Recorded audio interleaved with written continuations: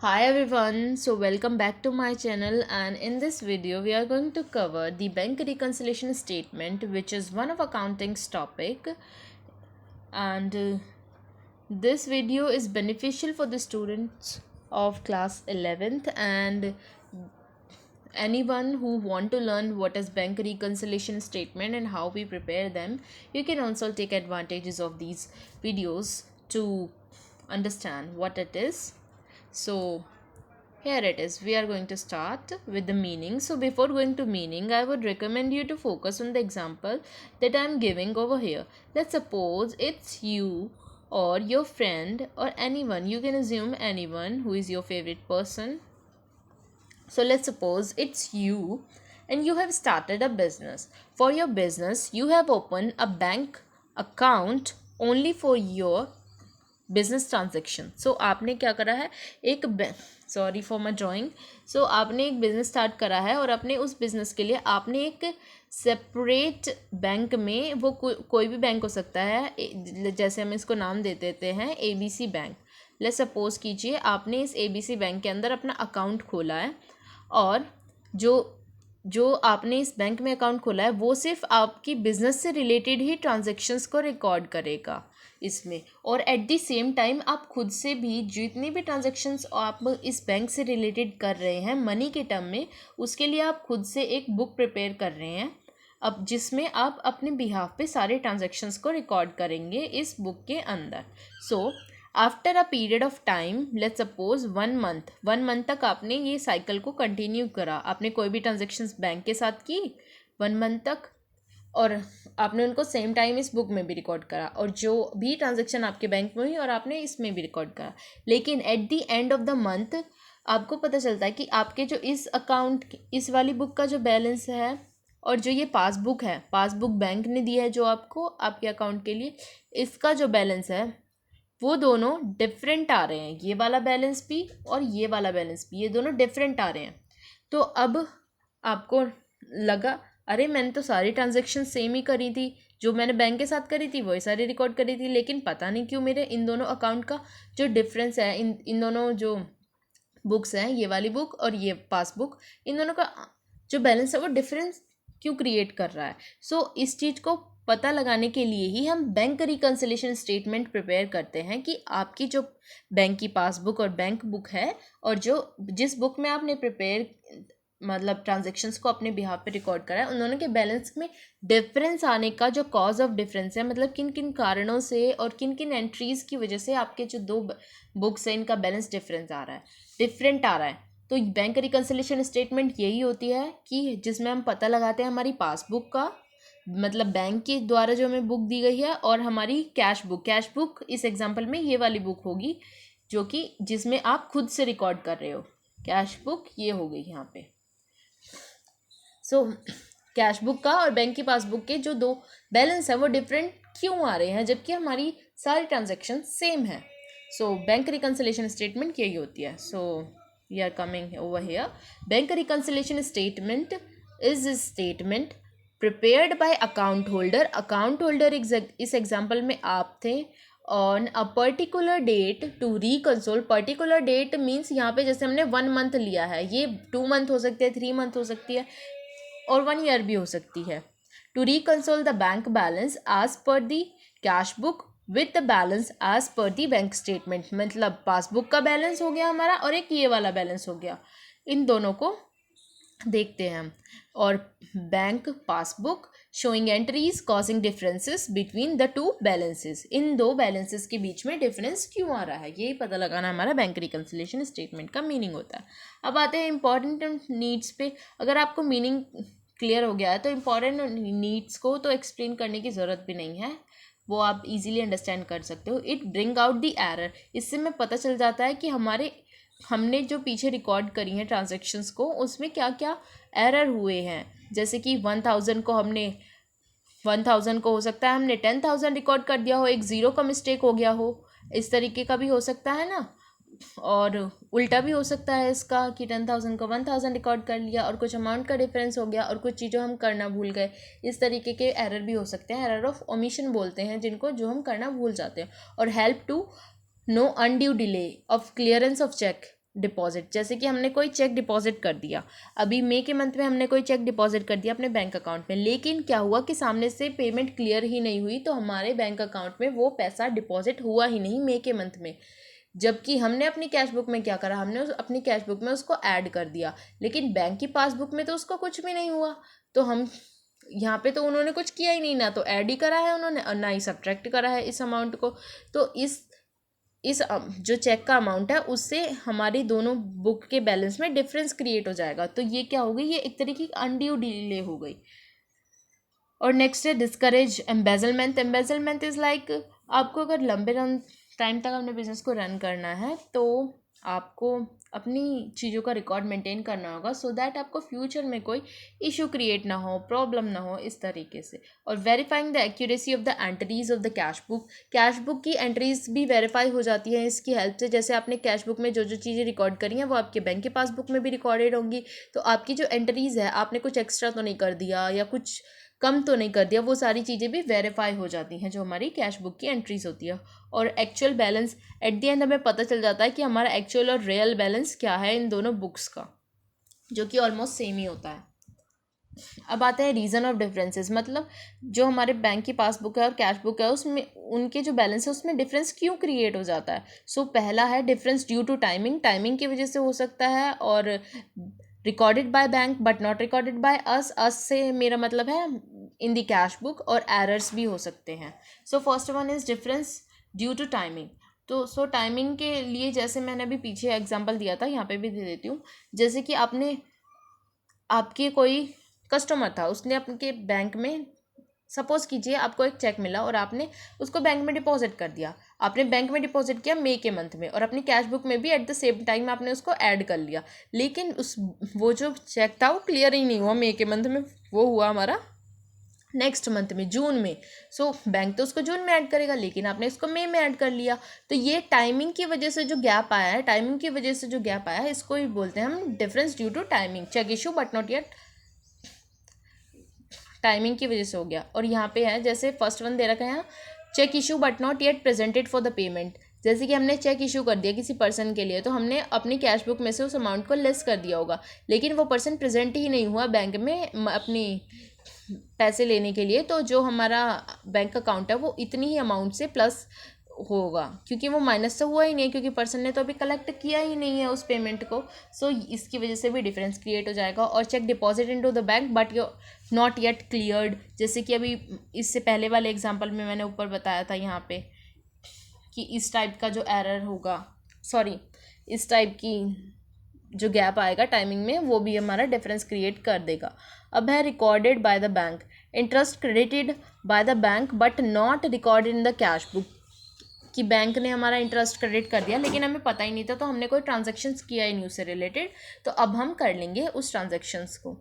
तो इससे क्या होगा, हमारा बैलेंस मीट आउट हो जाएगा, मतलब हमारा जो बैलेंस है वो दोनों का इक्वल आ जाएगा, क्योंकि हमारा जो बैलेंस है इस इंटरेस्ट बैंक हमें पे किया होगा, बैंक ने हमें पे किया होगा, तो इससे हमारा जो बैंक का पासबुक का अमाउंट होगा वो ऐड मतलब बढ़ गया होगा। लेकिन अब हमने तो कुछ करा ही नहीं, तो हमारा लेस शो कर रहा होगा, तो हम भी अब उसे ऐड बैक कर लेंगे। और bank charges and interest charge by the bank but not recorded in the cash book, bank charges bank ने माइनस कर दिए होंगे अपनी पासबुक में से, हमने करे नहीं है तो हम भी उसको माइनस कर देंगे अपनी कैश बुक में से। सो ये हो सकता है एक रीज़न ऑफ डिफरेंस। और the next is interest and dividend collected by the bank.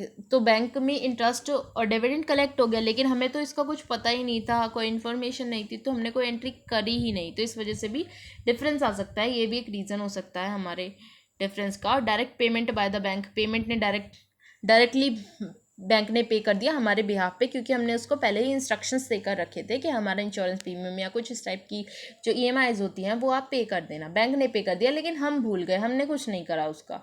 और direct deposit in the bank by the customer, customer ने डायरेक्टली डिपॉजिट कर दिया, हमें उसकी इन्फॉर्मेशन थी नहीं, इस वजह से डिफरेंस क्रिएट हो जाएगा। और dishonour of the bill discounted, bill discount कराया बैंक से, वो भी डिसऑनर हो गया, हमें पता ही नहीं था, हमने तो उसको ऐड कर लिया था अपनी कैश बुक में, लेकिन वो तो डिसऑनर हो गया जिसके बारे में हमें पता ही नहीं था, तो इस वजह से भी हमारा डिफरेंस क्रिएट हो सकता है। और bill collected by the bank, bank ने बिल कलेक्ट कर लिया और हमें कोई इन्फॉर्मेशन थी नहीं, तो ये भी एक रीज़न हो सकता है डिफरेंस का। और नेक्स्ट पे आते हैं, नेक्स्ट है एरर। एरर होते हैं, एरर्स जैसे मैंने पहले बताया था, जैसे कि 1000 को हमने 10,000 लिख लिया, या कुछ अमाउंट का हेरा फेरी हो गई, जैसे कि 23 है, इसको हमने 32 कर लिया, डिजिट्स आगे पीछे हो गए, तो ये एक तरीके का एरर हो गया। और एरर एंड ओमिशन में हो गया कि हम कुछ चीज़ों को कंप्लीटली करना भूल जाते हैं, वो हो गए हमारे एरर्स ऑफ ओमिशन। सो ये हो गया हमारा रीज़न ऑफ डिफरेंसेस। और I hope let's do this one also. So recording of transaction by the bank. So bank transactions को कैसे रिकॉर्ड करता है? सो पहले तो हम बैंक के पर्सपेक्टिव से देख रहे हैं। जो बैंक होता है वो अपनी बुक्स में एक अकाउंट होल्डर का अकाउंट प्रिपेयर करता है, जिसको वो नाम देता है उस पर्सन का XYZ, और अकाउंट होल्डर अकाउंट होता है। सो उसमें होती है डेबिट साइड होती है और क्रेडिट साइड होती है। डेबिट साइड में आते हैं सारे विड्रॉल्स और क्रेडिट साइड में आते हैं सारे डिपॉजिट। डिपॉजिट क्यों आते हैं बैंक के अकाउंट में क्रेडिट साइड में? क्योंकि बैंक के लिए ये लायबिलिटी है, बैंक को ये पे करना है आने वाले टाइम में कस्टमर को। उसके कस्टमर यहाँ पे अकाउंट होल्डर को ही बोल रही हूँ मैं, अकाउंट होल्डर को पे करना है उसको आने वाले टाइम में, इसलिए जो डिपॉजिट होते हैं उसकी लायबिलिटी होती है, और लायबिलिटी का बैलेंस हमेशा क्रेडिट होता है। और जो उसके विड्रॉल्स होते हैं वो उसकी असेट की तरह ट्रीट करता है और उसको डेबिट साइड में नोट करता है। और जबकि पर्सन की जो बुक होती है उसमें रिवर्स होता है इसका एकदम। जो विड्रॉल्स होते हैं वो क्रेडिट साइड आते हैं, और जो डिपॉजिट्स होते हैं वो डेबिट साइड आते हैं, पर्सनल की, अगर हम पर्सनस की बात करें तो। और तो यहाँ पे इसके कुछ चीज़ें दी हुई हैं, देखिए यहाँ पे, debit entries in the cash book are reflected on the credit side of the bank passbook. जो डेबिट एंट्री होंगी हमारी कैश बुक की, डेबिट एंट्री, वो हमारी पासबुक में क्रेडिट साइड शो की जाएंगी, क्योंकि बैंक जो है वो पर्सन की, जैसे कोई पर्सन है वो अपने अकाउंट प्रिपेयर कर रहा है, और को बैंक है, बैंक अपने अकाउंट प्रिपेयर कर रहा है, तो वो इनका रिवर्स लेकर चलेगा। क्योंकि जो चीज़ आपके लिए असेट है वो किसी के लिए तो लायबिलिटी होगी ना, तो वो बैंक के लिए लायबिलिटी है, और जो बैंक के लिए लायबिलिटी है वो आपके लिए असेट है, जो कि डेबिट बैलेंस शो करेगी आपकी बुक्स में। लेकिन बैंक के लिए वो लायबिलिटी है तो वो उसका क्रेडिट बैलेंस होगा। I know things are little confusing over here. So credit entries in the cash book are reflected on the debit side of the passbook. Credit entry जो होती है हमारी कैश बुक की जो क्रेडिट एंट्री होंगी वो debit side show करेंगी हमारे बैंक के पासबुक में। कैश बुक की क्रेडिट एंट्रीज कौन कौन सी होंगी? जैसे यहाँ पे है जो हमने विड्रॉ करे हैं, विड्रॉ हमारे क्रेडिट साइड में आएंगे सारे कैश बुक में, लेकिन वो बैंक में कहाँ जाएंगे? वो डेबिट साइड में जाएंगे, जैसे कि यहाँ पे दिया हुआ है। और debit side is the asset side for the bank and liability for the account holder. Debit side जो है account, debit side is the asset side for the account. So जो ये डेबिट साइड है, debit side is the asset for the bank. ये वाली जो debit side है ये असेट है बैंक के लिए, लेकिन ये कस्टमर के लिए, अकाउंट होल्डर के लिए क्या है? ये लायबिलिटी है उसके लिए, क्योंकि उसके लिए लायबिलिटी है। सो डेबिट साइड जो बैंक की डेबिट साइड है वो कस्टमर की क्रेडिट साइड है, और अकाउंट होल्डर की क्रेडिट साइड है। और जो क्रेडिट साइड है वो लायबिलिटी है बैंक की, जैसे यहाँ पे है क्रेडिट साइड, वो लायबिलिटी है बैंक की जो कि डिपॉजिट्स हैं, वही अकाउंट होल्डर के लिए डेबिट साइड होगी उसकी, क्योंकि उसके लिए वो क्या है? असेट की तरह ट्रीट कर रहा है इन सब चीज़ों को। So I know these 4 points are little confusing. So अगर आप इनमें से कोई भी एक पॉइंट लर्न कर ले तो बाकी के चारों आपको ईजिली हो जाएंगे। जैसे कि यहाँ पे बताती हूँ जैसे कि असेट, पहले हम लेके चलेंगे अपना असेट से, असेट हो गया और लायबिलिटी, ये दो चीज़ों को आप दिमाग में रखो। तो असेट का बैलेंस हमेशा अपने पर्सपेक्टिव से सोचो। असेट का बैलेंस क्या होता है हमारे लिए? पॉजिटिव मीन्स डेबिट साइड का होता है, और लायबिलिटी का होता है नेगेटिव, या नेगेटिव बोल सकते हैं। और क्रेडिट साइड का बैलेंस होता है ये हमारा होता है डेबिट साइड का। अपना याद रखो, सामने वाले का अपना आप याद हो जाएगा, ठीक है। अब बैंक में क्या होता है? बैंक में सिर्फ इसका रिवर्स कर देना है तुम्हें। जो तुम्हारा डेबिट है वो उनका क्रेडिट चला जाएगा, और जो उनका क्रेडिट है वो तुम्हारा डेबिट में आ जाएगा, बस। इतना याद रखो, बाकी कुछ लर्न करने की ज़रूरत ही नहीं है। नेक्स्ट है preparation of bank reconciliation statement. So preparation कैसे करते हैं बैंक रिकन्सिलेशन स्टेटमेंट्स का? तो बैंक रिकन्सिलेशन स्टेटमेंट का प्रिपरेशन करते हैं हम दो बेसिस पे। एक तो कैश बुक के बैलेंस से लेकर चलते हैं हम, और दूसरा चलते हैं हम बैंक के पासबुक के बैलेंस से लेकर चलते हैं। सो अगर हम कैश बुक की बात करूं पहले में, तो जो हम कैश बुक का बैलेंस लेकर चल रहे हैं उसमें भी दो होते हैं सिनेरियो। पहला होता है हमारा डेबिट बैलेंस का और दूसरा होता है हमारा क्रेडिट बैलेंस का। डेबिट बैलेंस, कैश बुक का डेबिट बैलेंस मतलब कैश हमारा क्या है, एक तरीके से असेट है, तो असेट का debit balance means positive balance है, पॉजिटिव है, फेवरेबल है, हमारा बैलेंस पॉजिटिव है और फेवरेबल है डेबिट बैलेंस कैश का। और कैश हमारे लिए असेट है, असेट का credit balance means negative balance है, माइनस में जा रही है, अनफेवरेबल है, नेगेटिव बैलेंस और अनफेवरेबल। ठीक है, अब आते हैं बैंक पे। बैंक की पासबुक, बैंक की पासबुक अकाउंट होल्डर से बिल्कुल अपोजिट होती है। सो बैंक का credit balance, credit balance, credit क्या होता है बैंक के लिए? लायबिलिटी जो उसको पे करनी होती है, जैसे कि डिपॉजिट्स। तो बैंक के क्रेडिट बैलेंस का मतलब है बैंक के लिए वो क्या है? लायबिलिटी है, लायबिलिटी है बैंक के लिए क्रेडिट बैलेंस।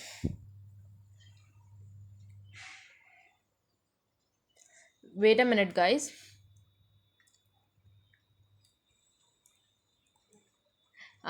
या जैसे कि क्रेडिट बैलेंस, बैंक के लिए क्रेडिट बैलेंस, अगर हम बैंक के ओहो वेयर इट इज़, तो डिपॉजिट्स आएंगे सारे। तो डिपॉजिट्स क्या है हमारे? डिपॉजिट्स हमारे पॉजिटिव ही तो होते हैं, तो वो क्या है हमारा एक तरीके का पॉजिटिव और फेवरेबल बैलेंस है।